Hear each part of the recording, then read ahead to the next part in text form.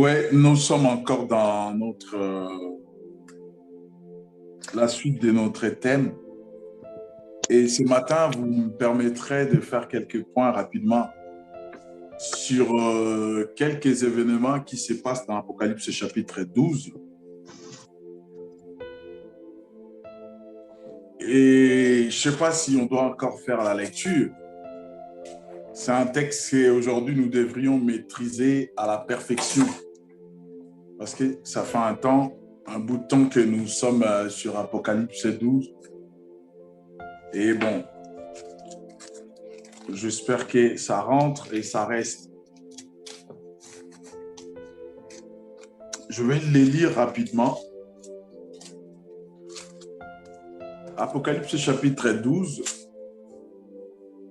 premier verset jusqu'au 18e. Un grand signe apparut dans les ciels, une femme revêtue du soleil, la lune sous ses pieds et une couronne de 12 étoiles sur sa tête. Elle était enceinte et elle criait dans le travail et les douleurs de l'enfant. Un autre signe apparut dans les ciels et voici un grand dragon rouge, feu rouge, qui avait 7 têtes et 10 cornes, et sur ses têtes, 7 diadèmes. Sa queue entraînait les tiers des étoiles du ciel et les jetait sur la terre. Le dragon s'étend debout devant la femme qui allait enfanter, afin de dévorer son enfant dès qu'elle aurait enfanté. Elle enfanta un fils, un mâle, qui doit faire paître toutes les nations avec un sceptre de fer, et son enfant fut enlevé vers Dieu et vers son trône. Et la femme s'enfuit au désert où elle avait un lieu préparé par Dieu afin d'y être nourrie pendant 1260 jours. Il y eut une guerre dans les ciels. Michel et ses anges combattirent les dragons. Les dragons combattirent lui aussi et ses anges. Mais ils ne furent pas les plus forts et il fit trouver plus de place pour eux dans le ciel. Il fit précipiter les dragons, les grands dragons, les serpents anciens, appelés les diables et Satan, celui qui séduit toute la terre habitée. Il fut précipité sur la terre et ses anges furent précipités avec lui. Alors j'entendis dans les ciels une voix forte qui disait: maintenant est arrivé le salut, ainsi que la puissance et le règne de notre Dieu, et l'autorité de son Christ, car il a été précipité, l'accusateur de nos frères, celui qui les accusait devant Dieu jour et nuit. Ils l'ont vaincu à cause du sang de l'agneau et à cause de la parole de leur témoignage. Et ils n'ont pas aimé leur vie jusqu'à craindre la mort. C'est pourquoi, réjouissez-vous, cieux, et vous qui habitez les cieux, malheur à la terre et à la mer, car le diable est descendu vers vous plein de fureur, sachant qu'il a peu de temps. Quand le dragon vit qu'il avait été précipité sur la terre, il poursuivit la femme qui avait mis au monde l'enfant mâle. Alors, les 2 ailes du grand aigle furent données à la femme pour s'envoler au désert vers son lieu où elle les nourrit un temps, des temps et la moitié d'un temps, loin de la face du serpent. De sa gueule, le serpent lança de l'eau comme un fleuve derrière la femme afin de la faire entraîner par le fleuve. Mais la terre secourit la femme.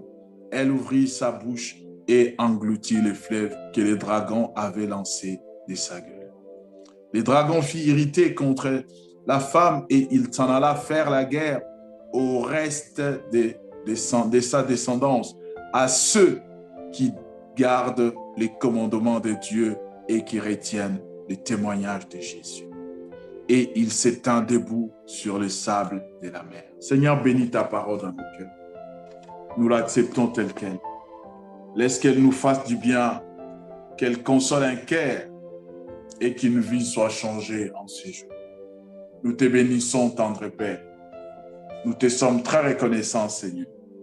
Merci pour la présence de tous les bien-aimés.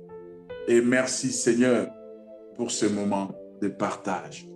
Ce moment où nous voulons encore, Éternel notre Dieu, nous approcher de toi.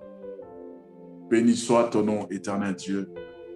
Laisse que ton nom soit honoré en ce moment. Oui, bien-aimés, nous voulons encore partager cette réflexion, partager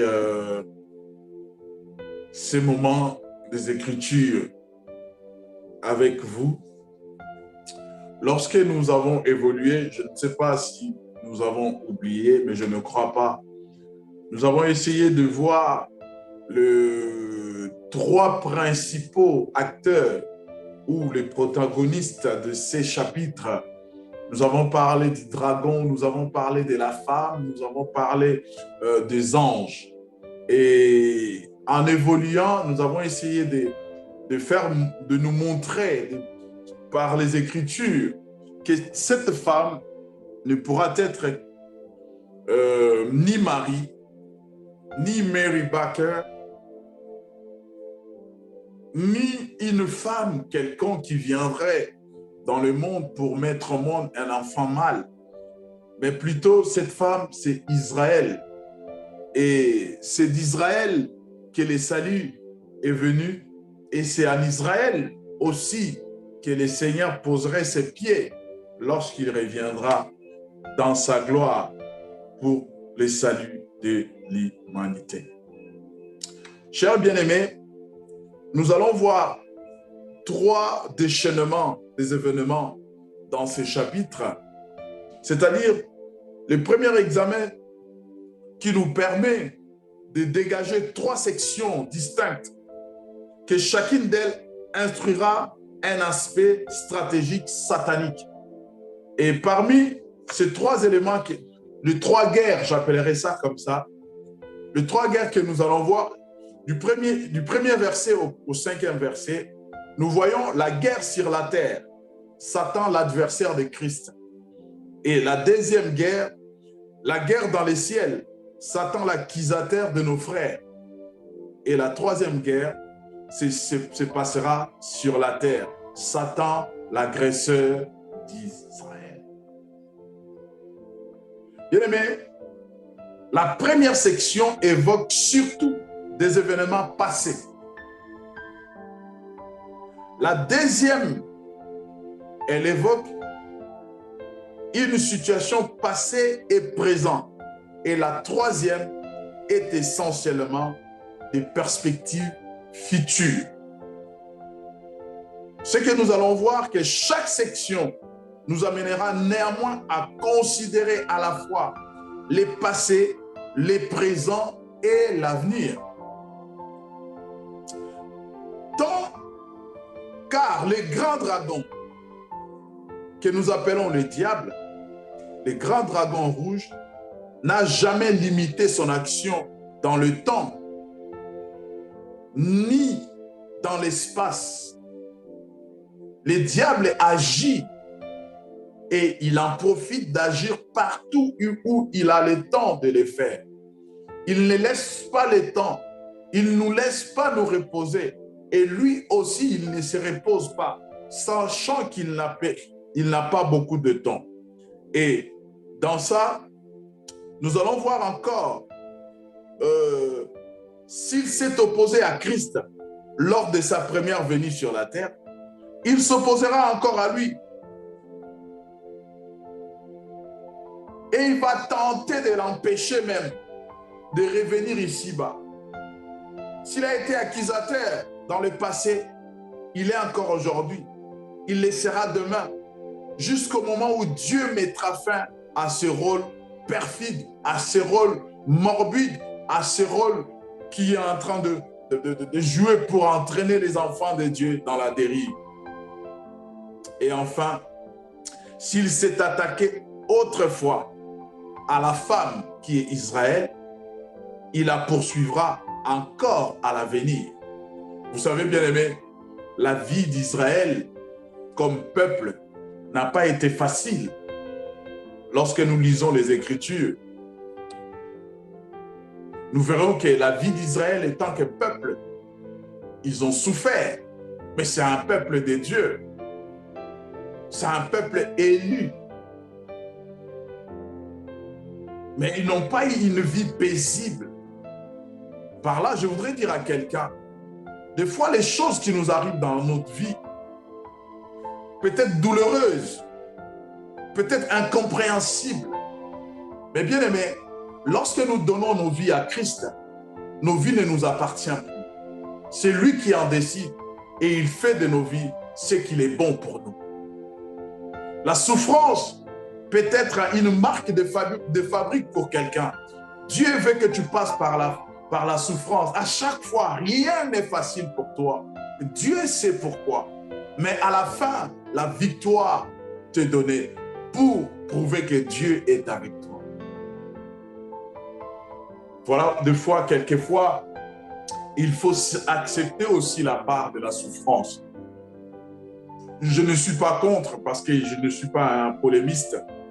Mais quelquefois, lorsque l'évangile très facile, l'évangile où tout est rose, ou l'évangile où tout brille, bon, je ne sais pas. Mais lorsque nous lisons dans les Écritures, nous voyons et les enfants de Dieu, et le peuple de Dieu, et les serviteurs de Dieu, et les rois de Dieu, et les élus de Dieu. Ils n'ont pas eu la vie facile. Des fois, il faudrait que nous acceptions des difficultés, nous acceptions que les choses soient un peu compliquées et que devant l'avenir soit un peu assombri. Et c'est à ce moment-là, nous plaçons notre foi en Dieu. Et la foi agissante attire la faveur de Dieu. Je disais, bien aimé, si le diable a attaqué Israël au début, il ne cessera de l'attaquer.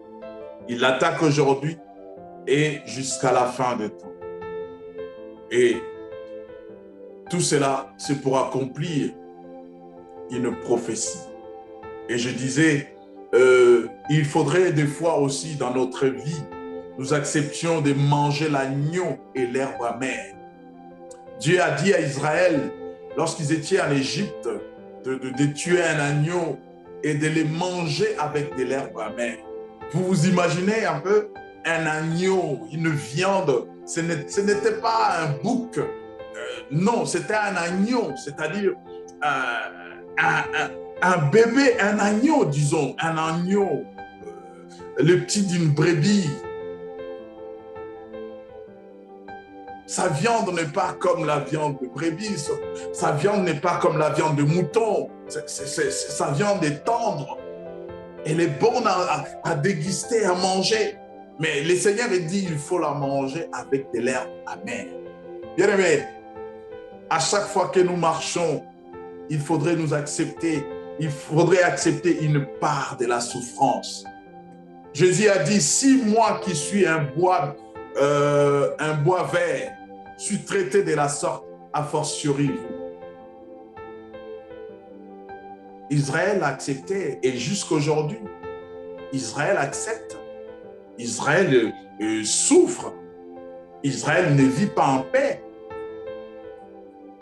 Je bénis Dieu parce que nous vivons en paix ici en Europe. Nous vivons en paix. Malgré tout ce qu'on peut avoir, il n'y a pas de sirène qui retentit où la vie s'arrête. Mais voilà, ce n'est pas ça mon sujet. La guerre qui a été déclarée au ciel lors de la révolte du diable à l'origine sévit aujourd'hui à l'ère actuelle. Elle ne cessera dans le ciel que pour mieux s'étendre sur la terre au début de la seconde moitié de la grande tribulation. Il faudrait tenir compte de ces remarques générales au fil de notre étude. Que cette guerre où Michael et ses anges ont vaincu les diables, cette guerre n'a pas mis fin ce jour-là. Cette guerre continue jusqu'aujourd'hui. D'ailleurs, la Bible dit malheur à la terre parce que le diable est descendu vers vous. Il n'est pas descendu pour se croiser les bras. Il n'est pas descendu pour miser la galerie. Il n'est pas descendu pour converser avec nous. Il n'est pas descendu pour nous bercer, pour nous faire du bien. La Bible dit il est plein de fureur, sachant qu'il a peu de temps.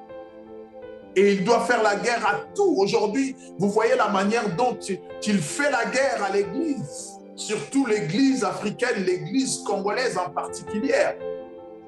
Vous voyez comment le diable est en train de la détruire, de détruire sa réputation. Bien-aimés, soyons prudents. Soyons prudents. Je ne dis pas que cela n'arrive qu'aux autres. Non, tous nous sommes concernés. La Bible dit que les scandales sont inévitables. Mais malheur par qui ces scandales arriveront.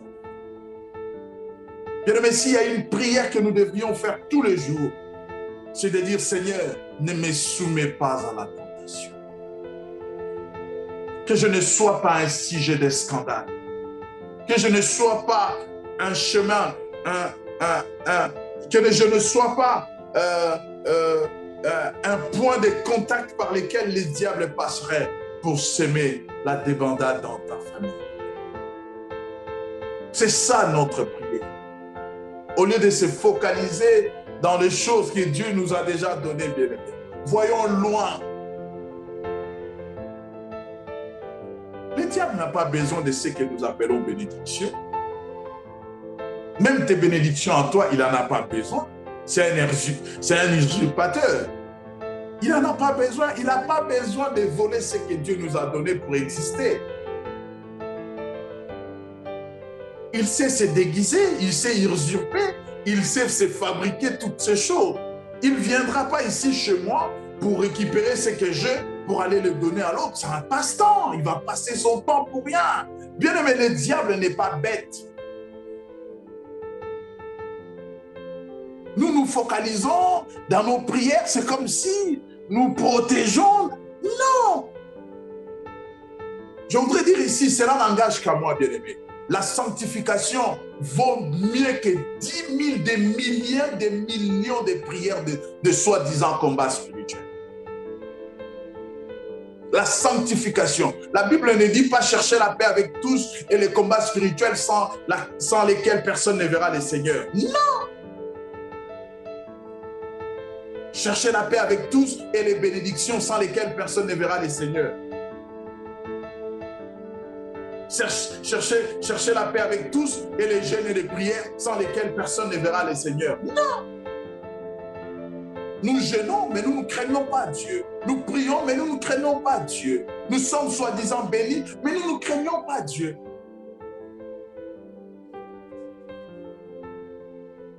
Bien-aimé, le diable n'a jamais eu peur des gens qui jeûnent et qui prient.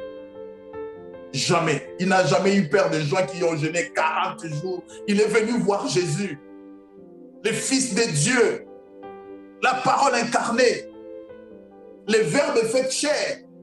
40 jours, soi-disant, de jeûne, comme nous disons, lorsque je jeûne, je suis rempli, lorsque je jeûne, j'ai une onction.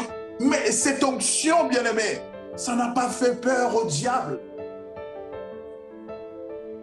S'il ne pouvait pas avoir peur de l'onction, il pouvait même avoir peur de son attribut, tant que Dieu. Mais il n'a pas eu peur. Après 40 jours, il est venu pour le temps. Mais il y avait une chose. Étant que Dieu, étant que la parole, étant que le Verbe, il craignait la parole.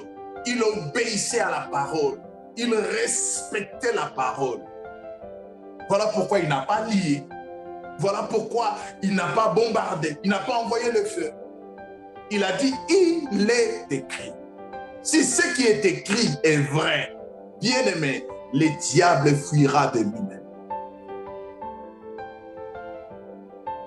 Cette guerre continue aujourd'hui. Je voudrais te dire ce matin, tu es un terrain de prédilection où le diable vient combattre. Son but, ce n'est pas de te voler tes bénédictions. Je ne sais pas si on en a. Le but du diable, ce n'est pas ça.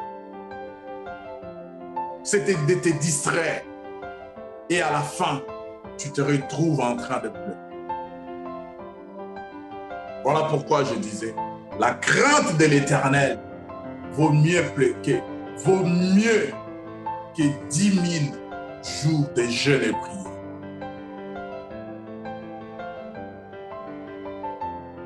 Et surtout que nos jeûnes et prières aujourd'hui sont devenus des tabloïds, des affiches, là où les TTS s'affichent pour montrer qu'ils sont très, très spirituels et les autres qui ne le font pas.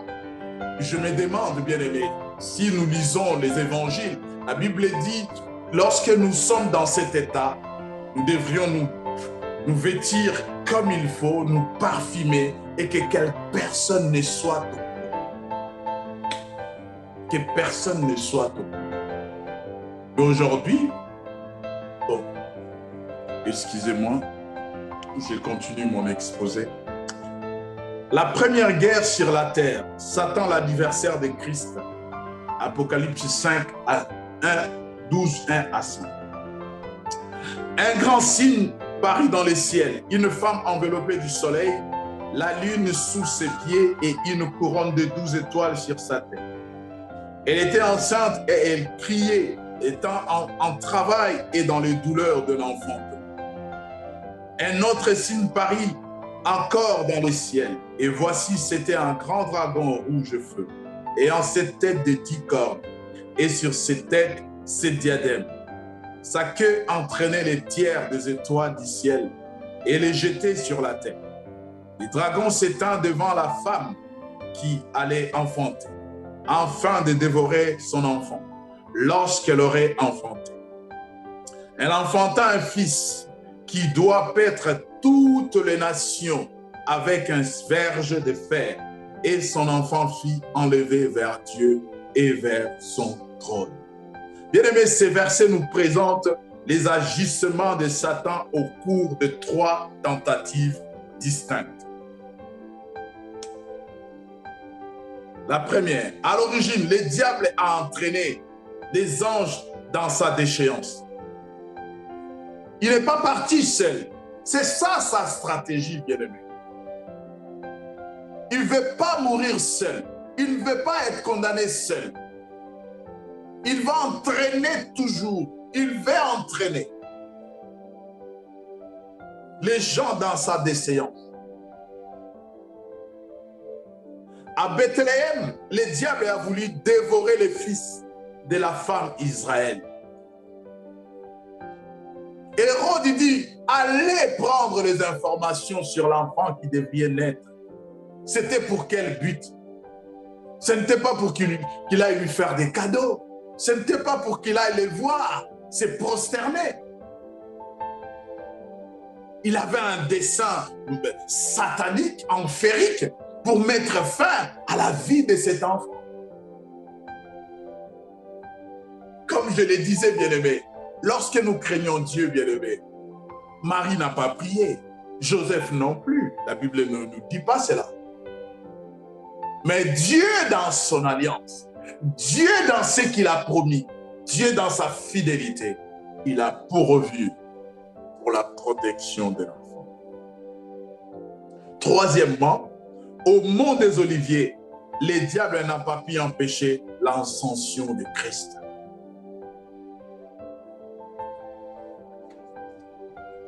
Lorsque le Seigneur montait,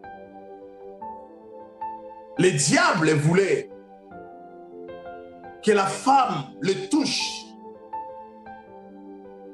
Mais qu'est-ce que le Seigneur a dit? Ne me touche pas, parce que je ne suis pas encore monté. Ne me touche pas.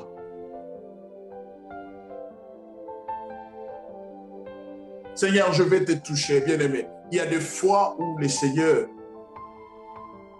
ne voudra pas se manifester à nous, parce qu'il n'est pas encore monté, parce que ce n'est pas encore le temps. Bien-aimé, la Bible dit, sa queue entraînait les tiers des étoiles du ciel et les jetait sur la terre. Avant la révolte originelle, Satan était un chérubin protecteur. Aux ailes déployées, il se tenait dans la présence de Tout-Puissant, sur sa montagne sainte. Ézéchiel chapitre 28, le verset 14. C'était un astre puissant, fils de l'aurore. Il régnait au ciel. Lorsque l'orgueil fut trouvé en lui, il fit lorsque l'orgueil fut trouvé en lui, il fut chassé de la montagne sainte, résidence des dieux des cieux.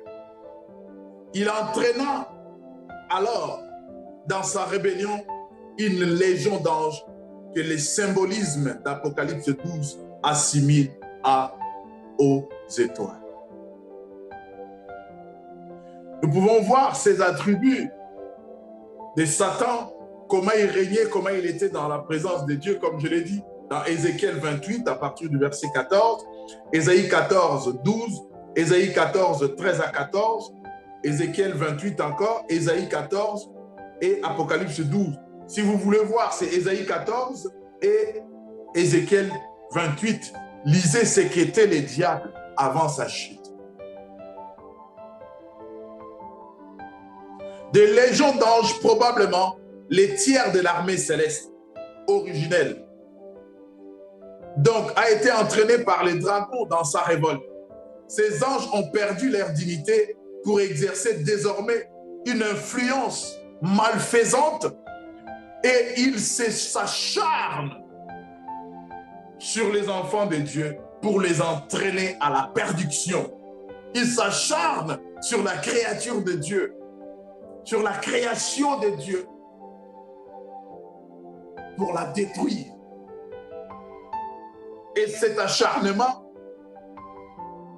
fait qu'ils se sont de leur réfugiés dans le lieu céleste.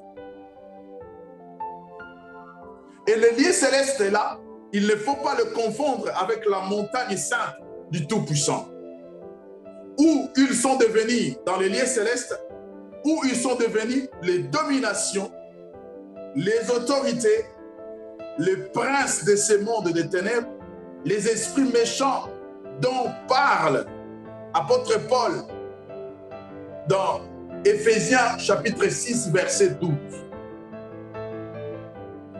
Quand la Bible dit, nous n'avons pas à lutter contre la chair et le sang. Nous avons à lutter contre les autorités, contre les principautés, contre les princes de ce monde des ténèbres. C'est de ces anges déchus qu'il s'agit. Et le diable est tellement organisé qu'il a organisé sa garnison d'anges en sections. Il ne va pas en bataille en désordre, comme l'Église d'aujourd'hui. Il va en ordre coordonné, bien ordonné. Les principautés n'entravent pas le travail des autorités et les autorités n'entravent pas le travail des princes de ce monde des ténèbres. Les princes de ce monde des ténèbres n'entravent pas le travail des esprits méchants dans les lieux célestes. Tu ne verras jamais un esprit méchant dans les lieux célestes passer sur une chaîne YouTube, pour attaquer les autorités ou les principautés ou vice-versa. Pour dire des bêtises, pour dire des mensonges, pour raconter n'importe quoi sur une entité quelconque. Mais nous sommes tellement disciplinés, allez nous voir dans les réseaux sociaux. J'en passe. C'est donc bien à cette révolte originelle de Satan que fait allusion la phrase d'Apocalypse 12 au verset 4. Il a remarqué que les anges déchus sont chassés des lieux célestes en même temps que les diables. Finalement, ils seront jetés dans le feu éternel qui a été préparé pour le diable et pour ses anges. Apocalypse 12, 9, Matthieu 25, 41, Apocalypse 19, 20. Oui, bien-aimés, je parlais de la guerre, l'origine du diable qui entraîne des anges dans la déchéance. Et le deuxième aspect, à Bethléem, le diable a voulu dévorer les fils d'Israël, les fils de la femme d'Israël. Les dragons s'étendent devant la femme qui allait enfanter afin de dévorer son enfant lorsqu'elle aurait enfanté. Chapitre 12, verset 4. Ce fait est d'abord historique. Mais il couvre aussi les passés, les présents et l'avenir par son action continue dans le temps. En effet, on pourrait traduire les dragons s'étendent devant la femme, car le dragon n'a jamais cessé de harceler la femme d'Israël. Il n'a jamais cessé, je l'ai dit. Ils ne vivent pas en paix. Ils sont obligés de s'armer. Ils sont obligés de faire des choses pour se protéger. Les diables ne les laissent pas tranquilles. Toutefois, nous ne nous attarderons pas ici. Nous allons le mentionner plus tard. Nous le verrons plus tard dans le chapitre 19, je crois. Nous allons le voir là-bas. Mais il échappera ainsi au massacre lors de la tentation au désert. Plus tard, à Gethsemane, les diables harcelaient Jésus pour le faire céder. Mais il n'a pas cédé. Il n'a pas cédé. Bien-aimé, ne te décourage pas par tous ces scandales que tu vois. Ne te décourage pas parce que les choses ne vont pas dans ta vie. Ne te décourage pas parce que tu te crois inutile. Ne te décourage pas parce que tu commences à douter de ta mission, de ton appel, de ta vocation. Ne te décourage pas, oui, peut-être parce que tu commences à douter même de l'avenir de la Philadelphie. Ne te décourage pas, bien-aimé. Jésus, ou dans sa vie, ou ses parents, ils ne se sont pas découragés. Ils ont tenu ferme parce que Dieu avait dit à Marie, tu enfanteras un enfant, que tu lui donneras le nom de Jésus, celui qui sauvera son peuple de son péché. Et tant que Marie n'avait pas encore vu le salut, tant qu'elle n'avait pas encore vu ces choses s'accomplir, elle était persévérante. Elle était persévérante. Et Dieu a intégré Joseph dans cette vision. Ces couples étaient persévérants. Ils croyaient à l'appel de Dieu sur leur fils. Ils croyaient que leur fils avait une mission divine. Et lorsqu'il vient lui-même, Jésus, le temps d'entrer dans son ministère, et ce n'était pas facile. Jésus n'a pas vécu un ministère facile. Il ne s'est pas réclamé comme nous le réclamons aujourd'hui. Nous sommes ministres. Je suis ministre comme le ministre du monde. Je dois porter une belle cravate, un beau costume, une belle chaussure. Ce n'est pas mauvais, mais pourquoi les réclamer?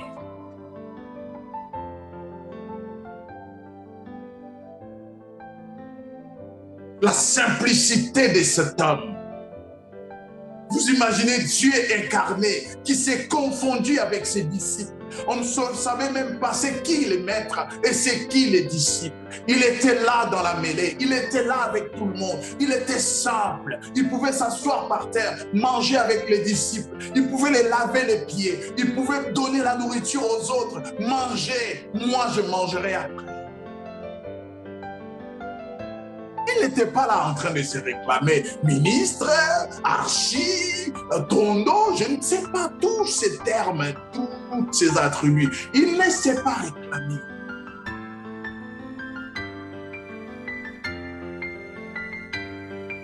Il n'a pas dit à Jean-Baptiste, vas-y, calme-toi, c'est moi l'agneau de Dieu qui ôte les péchés du monde. Attends, tu ne vas pas, attends, vas-y. Mais non, il s'est laissé et c'est Jean qui témoigne de lui. La simplicité, bien-aimé. À Gethsemane, il pouvait dire non. Et tant qu'humain, je ne livrerai pas mon corps en sacrifice. Non. Père, on verra ça après. On verra ça prochainement. La suite au prochain numéro. Non. Moi, je vais m'arrêter. Non. Il a dit toutefois,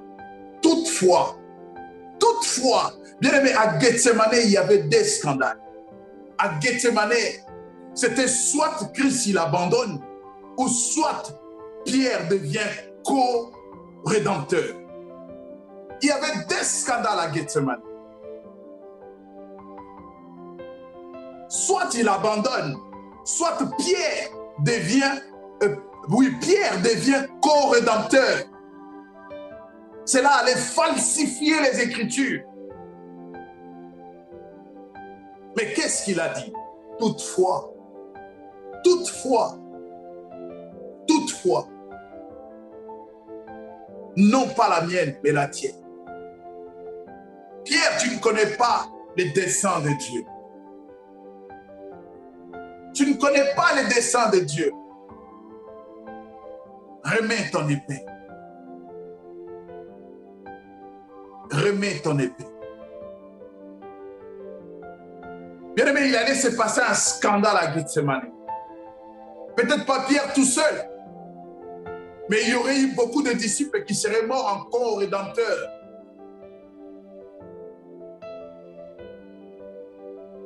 Mais le Fils de Dieu a calmé les gens. Il a guéri cet homme que Pierre avait arraché.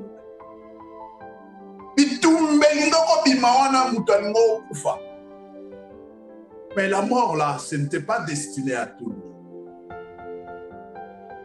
Ce n'était pas destiné à nous humains. C'était que le Fils de Dieu devrait souffrir la croix tout seul. Pierre il dit, s'il faut mourir, je mourrai avec toi. Oui, Pierre. Mais cette coupe, tu ne pourras pas la boire. Je la boirai seule. Je la boirai seule. Bien-aimé, les jours où tu remarques dans ta vie qu'il n'y a plus d'opposition, il n'y a plus de tentation, tourne-toi, mets-toi à genoux, dis Seigneur, je suis loin de toi. Les jours où tu remarquerais que le péché commence à couler dans ta vie, comme sur les rails, tu n'as plus de reproches, rien ne t'interpelle. Tourne-toi, répands-toi, mets-toi à genoux, réconcilie-toi avec le Seigneur.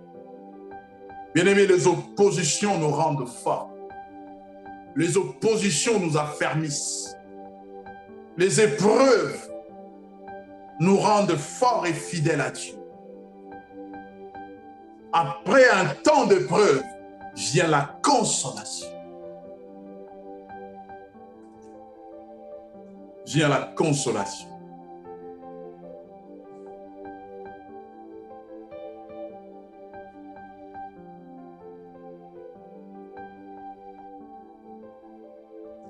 Bien-aimés, les pharisiens et les scribes, supporters de Satan, décidèrent de se débarrasser de Jésus et de faire périr. Lorsque sonna l'heure de la puissance des ténèbres, ils crurent même à atteindre leur but. Mais leur triomphe ne fit qu'apparemment et ne fit que, en apparence et une illusion. Jésus n'a jamais été le jouet d'aucune volonté humaine. C'est de son propre gré, de sa propre volonté, qu'il a accepté la mort à la croix. Personne n'a contraint. Je l'ai dit. Il pouvait dire, Seigneur, Père, je lâche l'affaire. Père, je ne pourrai pas. Père, avant quand j'avais accepté, je n'étais pas encore dans la chair. Mais maintenant, je connais les caprices de la chair. Franchement, les clous, la couronne d'épines. Père, je dois encore me préparer. Laisse-moi encore le temps. Et la Bible dit, au lieu de la joie qui lui a été réservée, il a méprisé l'ignominie pour dire, et voici je viens, tu n'as voulu ni sacrifice, ni holocauste, tu m'as formé un corps, et voici je viens pour accomplir ce qui est écrit à mon sujet. Il a accepté de son propre gré. Il dit, je donne ma vie, personne ne peut me l'arracher.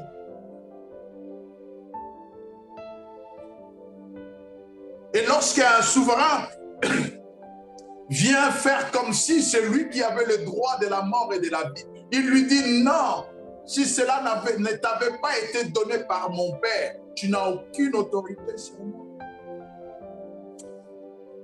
Que le Seigneur nous aide.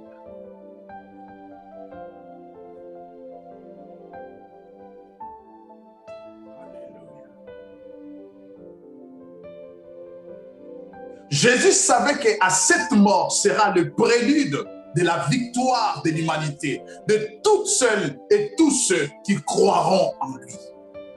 De cette mort devient jaillir le prélude, de la victoire de l'humanité sur le diable et sur les péchés. Il le savait. Jésus ne l'a pas fait pour que nous nous enrichissions. Il ne l'a pas fait pour que nous soyons beaux, belles. Non, ça c'est à nous. C'est à nous. Les païens sont beaux, les païennes sont belles. Ils ont de la richesse. Mais Jésus n'est pas mort pour cela.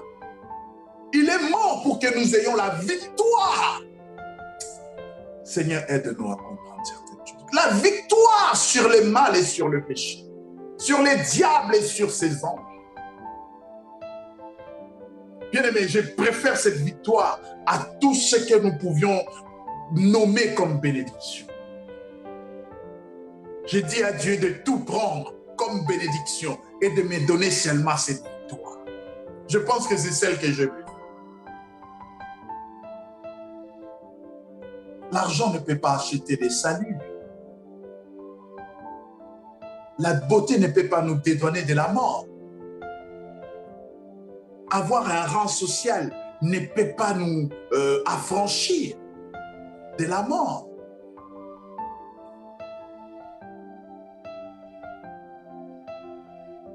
Oui, cher bien-aimé. Et lorsque la garde romaine, postée près du tombeau jusqu'au 3e jour, n'a pas pu empêcher la résurrection de Jésus, cette manifestation éclatante de sa divinité. Bien-aimé, on l'a mis à une garde, une pierre. Mais comme il était saint, innocent, Dieu, le Verbe incarné, toutes ces choses ne pouvaient pas l'empêcher, ne pouvaient pas empêcher la volonté de Dieu de s'accomplir.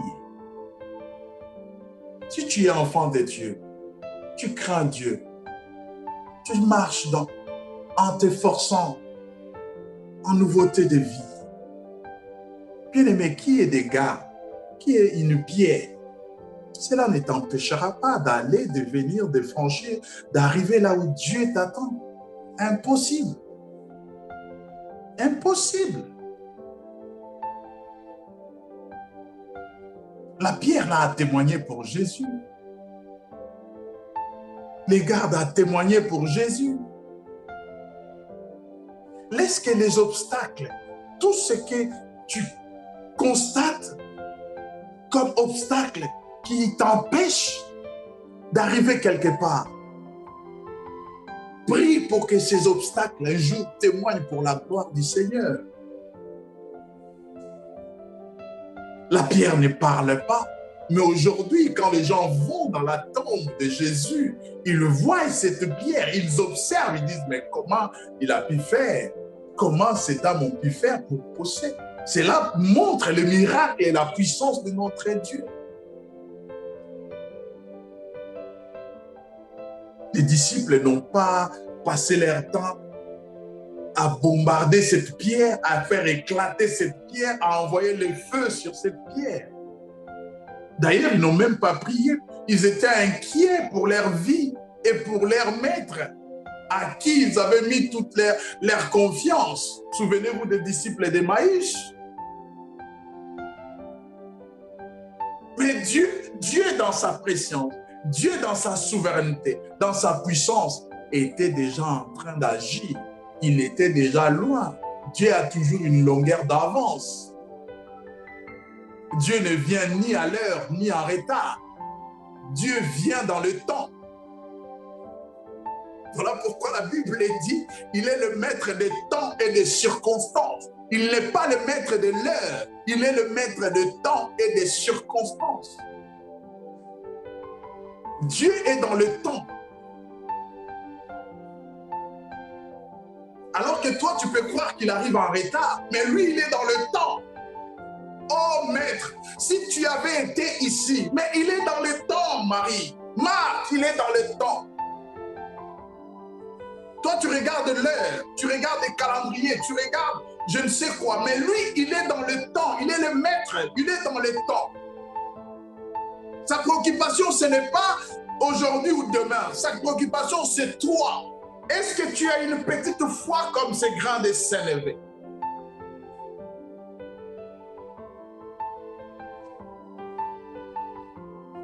Troisième point pour finir rapidement. Au mont des Oliviers, le diable n'a pas pu empêcher l'ascension de Jésus. La Bible dit au chapitre 12, « Et son enfant fit enlever vers Dieu et vers son trône. » Alléluia. Ça sera pareil, bien-aimé. Malgré les grands dragons devant la femme qui a enfanté, mais son enfant fit enlever dans le ciel vers le Père. Je voudrais dire à quelqu'un, malgré les obstacles, les combats, les luttes, les épreuves que tu es en train de passer, dis-toi, tiens bon, tu monteras vers ton Père. Un jour, les pleurs cesseront, les luttes resteront, nous serons dans la félicité. Par sa mort et sa résurrection, Jésus a donc vaincu le prince de ces mondes. Quoi d'autre? Par son ascension, il a mis toutes choses sous ses pieds. Satan n'est pas venu à dévorer le fils mâle qui a été enlevé vers Dieu. Ce qui consacre sa défaite totale, sans rémission. Il n'a pas pu empêcher l'enfant mâle de monter vers son père. Et c'était ça la fin de toutes choses. Et la Bible dit, parce qu'il a vaincu, Dieu l'a souverainement élevé et lui a donné le nom au-dessus de tout nom, afin qu'en son nom, laisse tomber, alléluia. Mais le grand dragon rouge ne s'est pas avoué vaincu. Il s'est acharné à poursuivre la femme d'Israël, sachant bien que le Messie ne reviendrait pas sans qu'elle soit là pour l'accueillir. Satan n'arrête pas parce que, bien aimé, Satan, il connaît, il sait. Ce n'est pas un idiot. Ce n'est pas un idiot. Il est tellement aguerri. Il sait qu'il a peur de toi. Il sait que Jésus reviendra. Il essaie par tous les moyens de chambouler le plan de Dieu, de bouleverser les choses. Mais laissez-moi vous dire une chose. Il a été vaincu. Il est sous ses pieds. La Bible dit, Dieu a dit, assieds-toi à ma droite, afin que je fasse de tous tes ennemis ton marchepied. Ton marchepied. Jésus n'a pas vaincu pour lui. Il n'a pas vaincu pour lui. Il n'a pas vaincu les péchés pour lui. Il n'a pas vaincu le diable pour lui. D'ailleurs, lorsqu'il venait, il disait, mais qu'a-t-il de toi en moi? Qu'est-ce que j'ai de toi? Qu'est-ce que tu me reproches? Jésus a vaincu pour nous. La victoire de Jésus est pour nous. Moi, je la réclame de plein droit, de pleine légitimité. La victoire de Jésus est la mienne. Même si ma conscience la refuse, mon esprit le témoigne et dit, la victoire de Jésus est pour nous. Il n'avait pas besoin de cette victoire. Il était assis sur son trône et personne ne le dérangeait. Mais il l'a fait pour toi et moi. Il l'a fait pour nous positionner. Il l'a fait pour que nous vivions avec lui et que tous nos ennemis deviennent nos marches.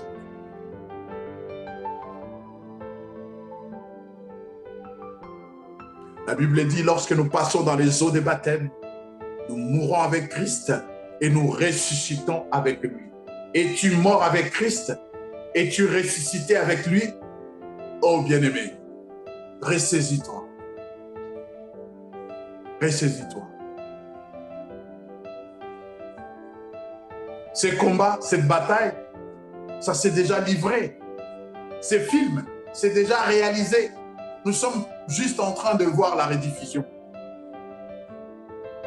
Arrête de te faire peur.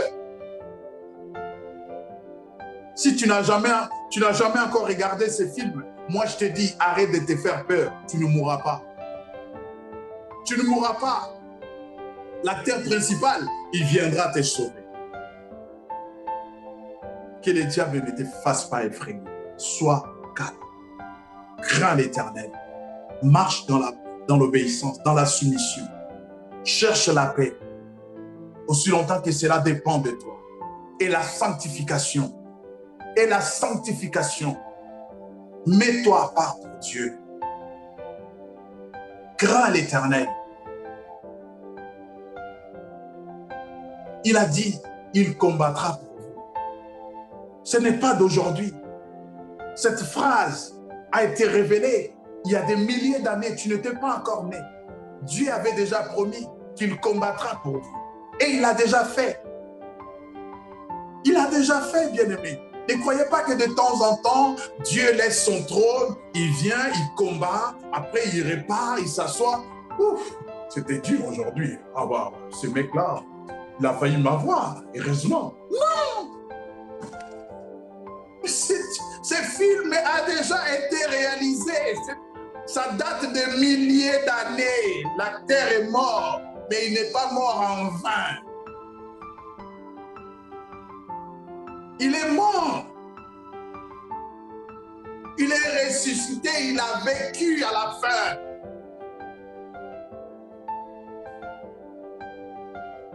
Que le Seigneur nous bénisse.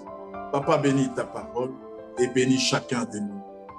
Est-ce que la grâce soit notre partage et que ta faveur nous accompagne dans cette semaine. Nous te bénissons, Père, dans le nom de Jésus, qui est notre Sauveur et Seigneur. Nous avons ainsi prié et nous disons Amen.